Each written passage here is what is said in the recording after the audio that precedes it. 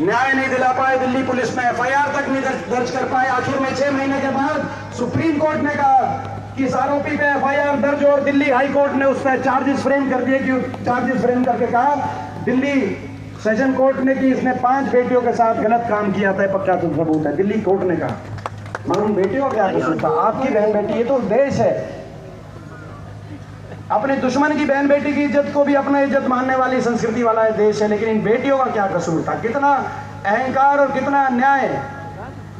हमारे बच्चों को बैठना पड़ा, 5000 स्कूल बंद हो गए इस सरकार में।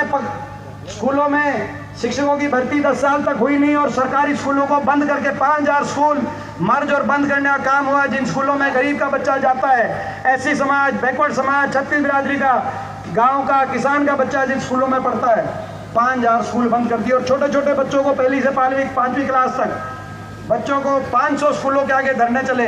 हिसार में कई गाँव के अंदर धरने चले, आपको याद होगा, मैं भी बहुत धरनों पर गया था कई गाँवों में। स्कूलों को बच्चों को 2-2 महीने धरनों पे, छोटे छोटे बच्चों को, कि हमारा स्कूल बंद मत ना करो, और सरकार के मन में दया का भाव नहीं उठा। ऐसे अहंकारी और ऐसी अन्यायी सरकार जिसने हर वर्ग की अनसुनी करी हो, कोई काम किया ना हो। एक विकास का काम बता दो बरवाड़ा में जो इन्होंने किया हो, एक विकास का काम बता दो हिसार में जो इन्होंने किया हो। एक हिसार में ये जो एयरपोर्ट, हमारे समय की मंजूरी का वाला एयरपोर्ट में फ्लाइट तो अभी तक उतरी नहीं, मगर फ्लाइट तो अभी तक उतरी नहीं, लेकिन एयरपोर्ट के आसपास की सारी जो जमीन है मिल के लूट के खा गए। कौन कौन खा गए मुझे बताने की जरूरत नहीं है। आपने देखा होगा जब रिपोर्ट गई हरियाणा से कि हरियाणा की सरकार से लोग नाराज हो गए, हर वर्ग नाराज हो गया, बीजेपी की सरकार को बदलने का मन बना लिया, तो बीजेपी हाईकमांड ने इलेक्शन से 1 हफ्ते पहले क्या किया? अपने मुख्यमंत्री का चेहरा बदल दिया।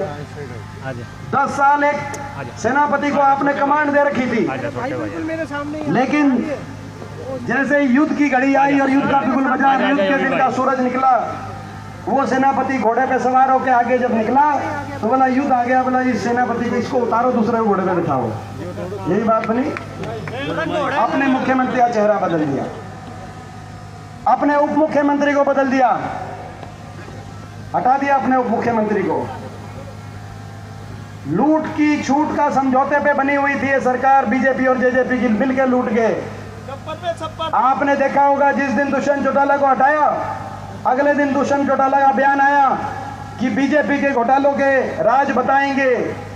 उसके अगले दिन खट्टर साहब का बयान आया, दुष्यंत चौटाला के घोटालों की जांच कराएंगे।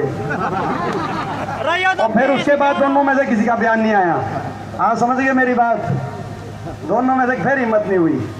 फिर बोला भाई जो है जो बीजेपी ने जो काम दिया हुआ है वो एक काम करे जाओ, कांग्रेस के खिलाफ कैंडिडेट दो, जो अभय चौटाला को, दुष्यंत चौटाला को जो काम दिया हुआ है, बोला उसी काम पे लगे रह जाओ, नहीं तो तुम्हारी जांच कराएंगे।